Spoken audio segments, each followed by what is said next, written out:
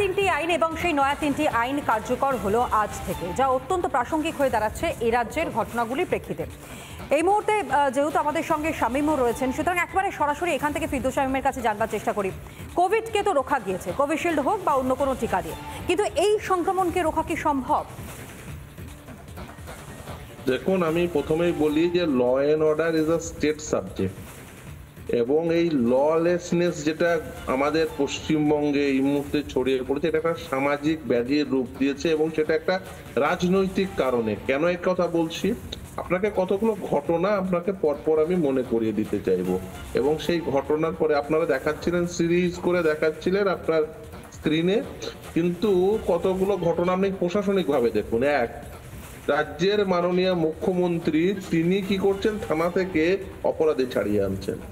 রাজ্যের মাননীয় মুখ্যমন্ত্রী শাসক দলের এক নেতাকে বলছে যে তুই বাস স্ট্যান্ড নিয়ে কি করবি, তুই তো বোম বাঁধিস, এবং তাকে পরবর্তীতে বিধায়ক হিসাবে তার উত্তরণ ঘটছে, এবং দলে উত্তরোত্তর তার প্রভাব বাড়ছে, গুরুত্ব বাড়ছে। এবার আপনি ধরুন কিছুক্ষণ আগে, হ্যাঁ, এবার আপনি চলে আসুন এই যে ঘটনায় চোপড়ায় ওই ছেলেটির নাম হচ্ছে তাজমুল, কিন্তু লোকালি তাকে কি বলে অভিহিত করা হয়, জেসিবি।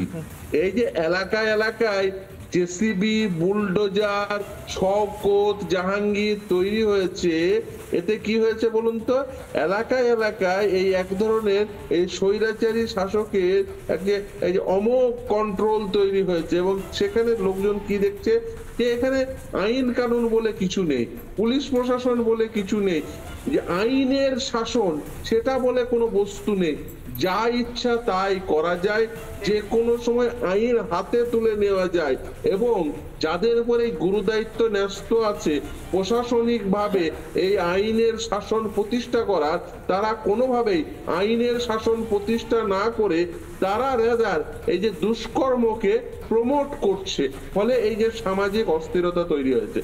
তার সঙ্গে জুড়েছে যেটা এই সামাজিক এই যে আইনের শাসন না থাকার সঙ্গে, সেটা হচ্ছে কর্মসংস্থান নেই, এরকম একটি সমাজ ব্যবস্থা, এরকম একটি প্রশাসনিক ব্যবস্থা, এরকম একটি রাজনৈতিক ব্যবস্থা।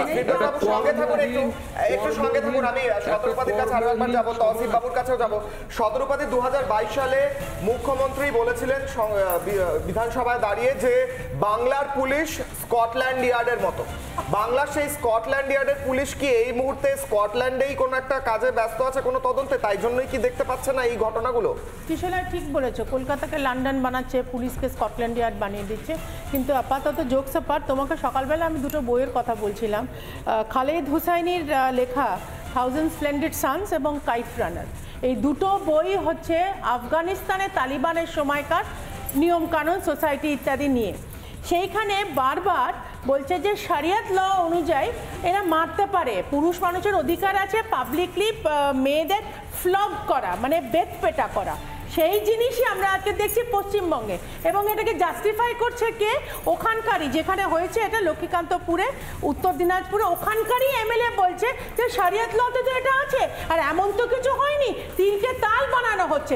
এই রকম কমেন্টগুলোকে জাস্টিফাই করানোর জন্য কি মুখ্যমন্ত্রী মাননীয় প্রধানমন্ত্রীকে চিঠি লিখেছিলেন যে ডার্ক এজেসের মধ্যে নাকি সংহিতা আইন পাস করা হচ্ছে, সেজন্য সেটা যাতে রিথিঙ্ক করা হয়। What are we getting at? এখানে তিনটে সুন্দর আইন হয়েছে ভারতবর্ষকে আরো উন্নত করার জন্য, এবং আই এম শিওর তোমরা পরে আলোচনা করবে, আমি এটার মধ্যে ডিটেলসে ঢুকছি না, কিন্তু যেটা নজর করার জিনিস হচ্ছে আজকে তালিবান লেড আফগানিস্তানে যেটা হয়, পশ্চিমবঙ্গের মানুষ সেটা জাস্টিফাই করছে কে? মুখ্যমন্ত্রী নিজে। ঠিক, সদরপতি তহসিফ, দুটো প্রশ্ন করব। এক নম্বর প্রশ্ন হচ্ছে হামিদুর রহমান, সেখানে এমএলএ, তিনি বলেছেন এটা আমাদের ইসলামিক আইনে আছে, এটা তিনি বলেছেন, কোট আনকোট বলছি। এই স্টেটমেন্টের পর কি মুখ্যমন্ত্রীর এই মুহূর্তে দাঁড়িয়ে একটা বক্তব্য রাখা বা তার বিরুদ্ধে ব্যবস্থা নেওয়া উচিত নয় কি? এক নম্বর। আর দু নম্বর হচ্ছে আমাদের এই মুহূর্তে ন্যায় সংহিতায়, ভারতীয় ন্যায় সংহিতায় গণপিটুনিতে ফাঁসির দণ্ড দেওয়া, মৃত্যুদণ্ড রয়েছে। এটাকে সমর্থন করেন তো আপনি? এটাকে তো সবাই সমর্থন করবেন, কারণ এই মুহূর্তে দেখছি কিভাবে অন্তঃসত্ত্বা মা দাঁড়িয়ে কাঁদছেন। তার কি ফাঁসির শাস্তি পাওয়াটা তার হাজব্যান্ডের খুনিদের উচিত নয়? দেখুন, গণপিটুনি যে মব লিঞ্চিং এর যে কথা আপনি বলছেন, এর বিরুদ্ধে মমতা ব্যানার্জি সরকার 2018 সালে আইন পাস করে দিল অ্যাসেম্বলি থেকে, কিন্তু গত লাস্ট 5 বছর থেকে সেই আইনটা বেঙ্গল গভর্নর নিজের কাছে পেন্ডিং রেখেছে। কেন রেখেছে? ওরা যদি অ্যান্টি লিঞ্চিং ও prevention of anti lynching law West Bengal bill ওটা পাস করে বেঙ্গল গভর্নর কাছে রাখা আছে 2018 বছর থেকে। বেঙ্গল গভর্নর আজ পর্যন্ত সেই 5 বছর থেকে ওই আইনটা নিয়ে বসে আছে। তাহলে যদি আপনারা বলবেন যে আমি মব লিঞ্চিং বিরুদ্ধে অনেক সিরিয়াস, সেটা হিপোক্রেসি, ওটা সত্যি নেই, বিজেপির হিপোক্রেসি। রাজ্যপাল বিল পাস করবে কখন? আচ্ছা বেশ, আর হামিদুর রহমানের